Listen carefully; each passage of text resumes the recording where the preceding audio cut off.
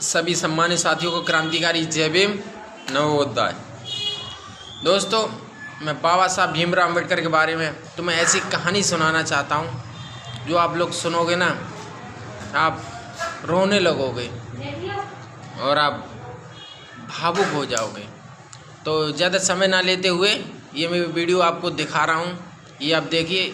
अगर अच्छी लगे तो आप लाइक और शेयर ज़रूर करना, कमेंट करना नहीं भूलें। जय भीम। तो चलिए शुरू करते हैं।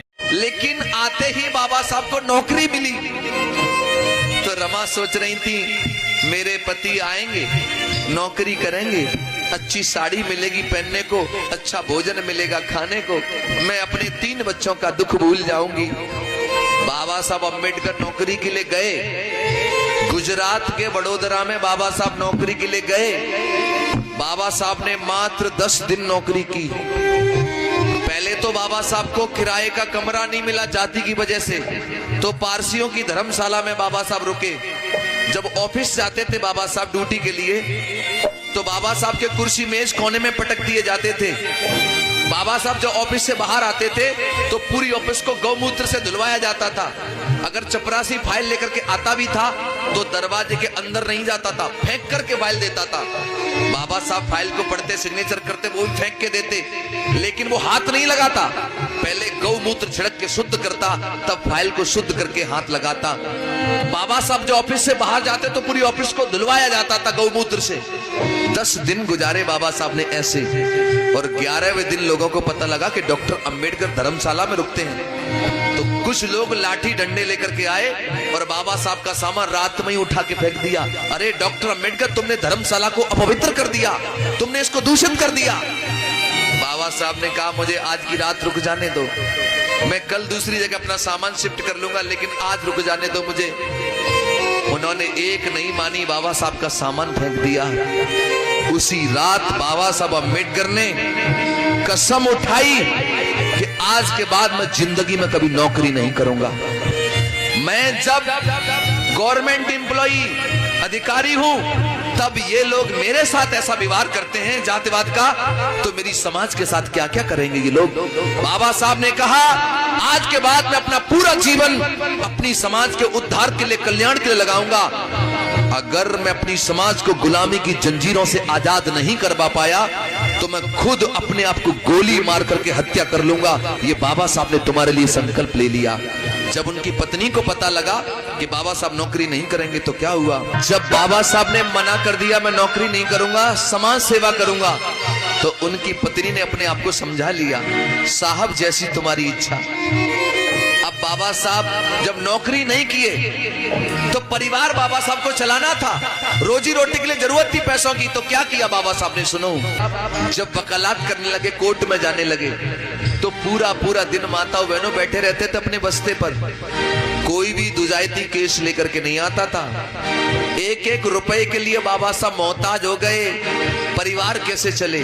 उन्हीं गरीबी के दिनों में, गर्दिश के दिनों में माता रमाबाई की कोख से एक बेटे ने जन्म लिया। एक बेटे ने जन्म लिया। तो बाबा साहब के घर में जब बेटा आया तो बाबा साहब ने अपने बेटे का नाम रखा राजरतन। क्या रखा? राजरतन। इतना प्यारा बेटा था बाबा साहब का राजरतन। गोदी में लेकर के बाबा साहब अपने बेटे को लाड़ करते थे, प्यार करते थे। अपनी पत्नी को कहते थे, सुनो रमा, ये मेरा बेटा राजरतन देश की गद्दी पर राज करेगा। तो रमा बड़ी खुश हो जाती थी। होनहार प्यारा बेटा, सबसे प्रिय बेटा था बाबा साहब का। और बाबा साहब अपनी किताब में खुद लिखते हैं, बाबा साहब का बेटा राजरतन 10 महीने का हो गया। बड़े दुख भरी कहानी है, बड़े दर्द भरी घटना है।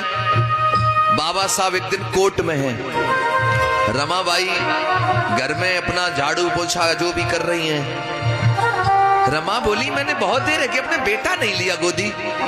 जाकर के देखा तो बच्चे का बदन तप रहा था। बहुत अचानक, एकदम अचानक बच्चा बीमार। रमा घबरा गई, थर-थर कांपने लगी। रमा ने एक व्यक्ति को बुलाया, अरे आओ, मेरे साहब जी के पास चले जाओ, जाकर के उनसे कहना पता नहीं बेटे को अचानक क्या हो गया है और बेटा बहुत बीमार है। एक व्यक्ति माता बहने दौड़ा दौड़ा दौड़ा दौड़ा साहब के पास गया, कहने लगा बाबा साहब तुम्हारा बेटा बहुत बीमार है। रमाबाई ने ये कहा है कि साहब जल्दी से आए, पता नहीं बेटे को कुछ भी हो सकता है। बाबा साहब ने जैसे ये संवाद कानों से सुने, पैरों तले जमीन खिसक गई बाबा साहब के, फाइलें समेटी बाबा साहब ने, एकदम दौड़े दौड़े बाबा साहब घर गए। जाकर के देखा बच्चा बीमार, बाबा साहब ने अपने बेटे को गोदी में ले लिया और सीने से लगा लिया। माताओं बहनों, उस घड़ी ऐसा लग रहा था मानो बेटा पिताजी का इंतजार कर रहा हो। जैसे ही बाबा साहब ने अपने बेटे को गोदी में लिया और सीने से लगाया, उसी क्षण बेटे ने एकदम दम तोड़ दिया। जैसे ही बेटे ने दम तोड़ा, माताओं बहनों क्या हुआ, जैसे ही बच्चे ने दम तोड़ा, एकदम चीख करके माता रमाई रोने लगी। साहब अब तो बस करो साहब, बस करो साहब, बस करो। तुम्हारी समाज सेवा ने धीरे धीरे करके मेरे 4 बच्चे निगल लिए, मेरे 4 बच्चे चले गए साहब जी, बस करो। जब रमा आंखों में आंसू भर भर के रो रही थी, तो बाबा साहब अपनी पत्नी को कह रहे थे रमा चुप हो जाओ, रमा चुप हो जाओ, रमा चुप हो जाओ। मैं जानता हूं एक माँ के 4 बच्चे मर जाए तो उसके दिल पे क्या गुजरती है, जानता हूं रमा, लेकिन तुम्हारे तो अभी 4 ही बच्चे मरे हैं। मैं इन गरीबों के दम तोड़ते हुए सैकड़ों बच्चों को देखता हूं रमा, तो मैं क्या करूं बताओ। तुम तो रो करके अपने दिल को तसल्ली बना लोगी, लेकिन मैं तो रो भी नहीं पाता रमा। तभी रमा कहने लगी साहब आप मुझसे कहते थे कि हमारा बेटा राजरतन देश पे राज करेगा। आज मैं आपसे पूछना चाहती हूँ साहब जी, आज मुझे बता दो क्या मेरे बेटे राजरतन को तुम देश की गद्दी पर राज करा सकते हो? बताओ, राज कराओगे? बाबा साहब को अपनी कही हुई बात याद आ गई, एकदम आंखों से आंसू गिरे बाबा साहब के, कहने लगे रमा मैं जानता हूं हमारा बेटा मर चुका है और मरा हुआ बेटा राज नहीं कर सकता, लेकिन रमा तुम्हारे आंसुओं की सौगंध खा करके आज मैं वचन लेता हूं, बेटे की लाश को साक्षी मान करके आज मैं वचन देता हूं रमा, मैं दुनिया में ऐसा काम करके जाऊंगा। अरे जब भी किसी रमा की कोख से कोई इंदु, कोई बेटी पैदा होगी, या किसी भी रमा की कोख से कोई बेटा पैदा होगा, एक दिन वो देश की गद्दी पर राज करेगा, वो देश की गद्दी पर राज करेगा, देख लेना तुम रमा। बाबा साहब अम्बेडकर जी के जब 4 बच्चे दुनिया से चले गए, एक बेटा बचा केवल बड़ा वाला यशवंत। बाबा साहब अपनी पत्नी को जो वचन दिए थे, उस वचन के लिए बाबा साहब दिन रात संघर्ष करने लगे, मेहनत करने लगे। हर रमा की कोख से पैदा होने वाले बेटे राजरतन को देश में राज कराना चाहते थे बाबा साहब।